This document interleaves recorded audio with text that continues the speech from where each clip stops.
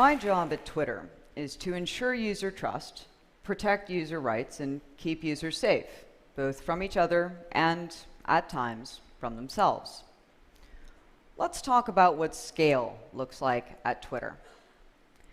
Back in January 2009, we saw more than 2 million new tweets each day on the platform. January 2014, more than 500 million. We were seeing 2 million tweets in less than 6 minutes. That's a 24,900% increase.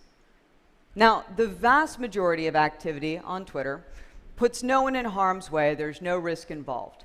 My job is to root out and prevent activity that might. Sounds straightforward, right? You might even think it'd be easy, given that I just said the vast majority of activity on Twitter puts no one in harm's way.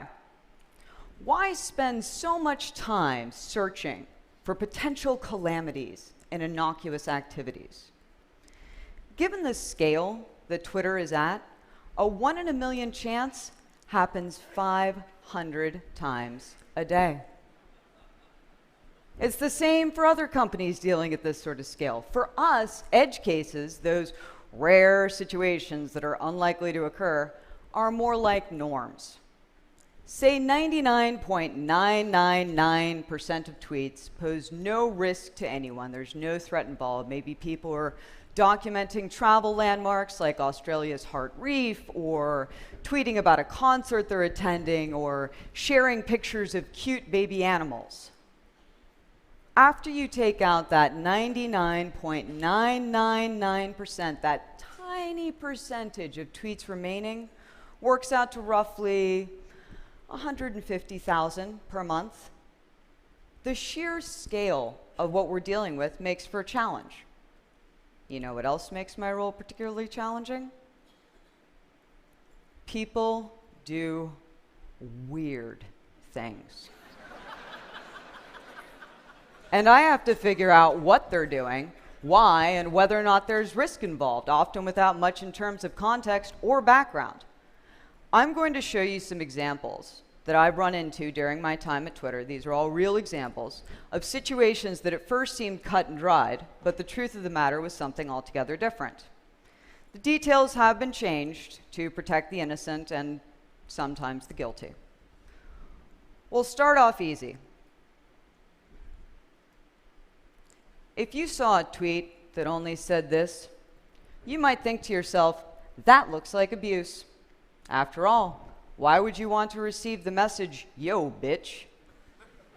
Now, I try to stay relatively hip to the latest trends and memes, so I knew that yo, bitch was also often a common greeting between friends, as well as being a popular Breaking Bad reference. I will admit that I did not expect to encounter a fourth use case. It turns out it is also used on Twitter when people are role-playing as dogs.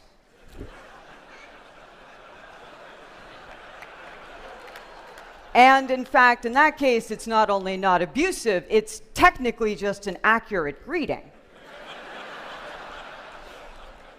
So, okay, determining whether or not something is abusive without context, definitely hard.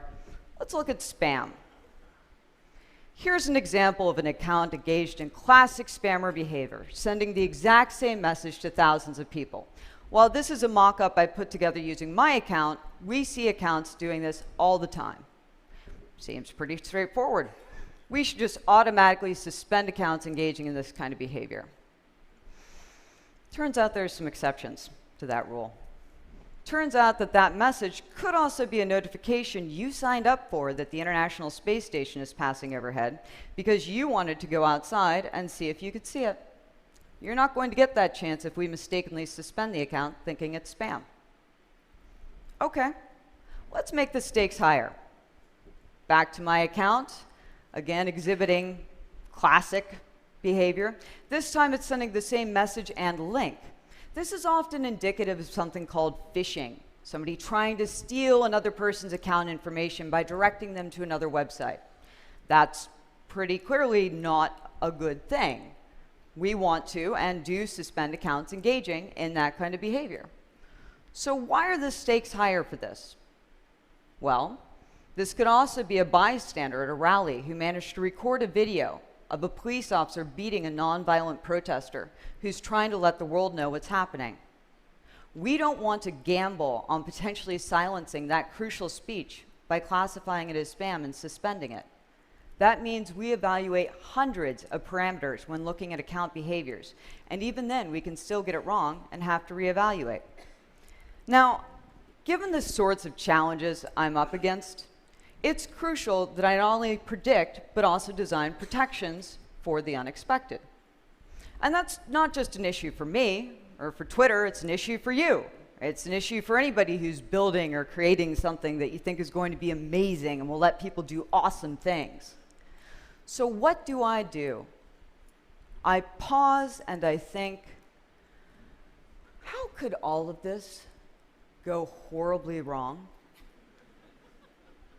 I visualize catastrophe. And that's hard. There's a sort of inherent cognitive dissonance in doing that. Like when you're writing your wedding vows at the same time as your prenuptial agreement. But you still have to do it, particularly if you're marrying 500 million tweets per day. What do I mean by visualize catastrophe? I try to think of how something is, say, benign and innocuous as a picture of a cat could lead to death and what to do to prevent that, which happens to be my next example. This is my cat, Eli. We wanted to give users the ability to add photos to their tweets. A picture's worth 1,000 words, you only get 140 characters, you add a photo to your tweet, look at how much more content you've got now. There's all sorts of great things you can do by adding a photo to a tweet. My job isn't to think of those. It's to think of what could go wrong. How could this picture lead to my death? Well, here's one possibility. There's more in that picture than just a cat. There's geodata. When you take a picture with your smartphone or digital camera, there's a lot of additional information saved along in that image. In fact, this image also contains the equivalent of this, more specifically, this.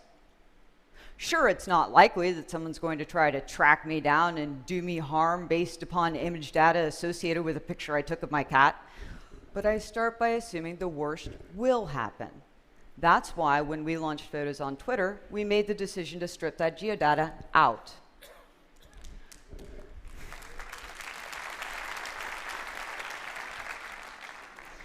If I start by assuming the worst and work backwards, I can make sure that the protections we build work for both expected and unexpected use cases. Given that I spend my days and nights imagining the worst that could happen, it wouldn't be surprising if my worldview was gloomy.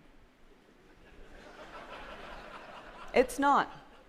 The vast majority of interactions I see, and I see a lot, believe me, are positive. People reaching out to help or to connect or share information with each other.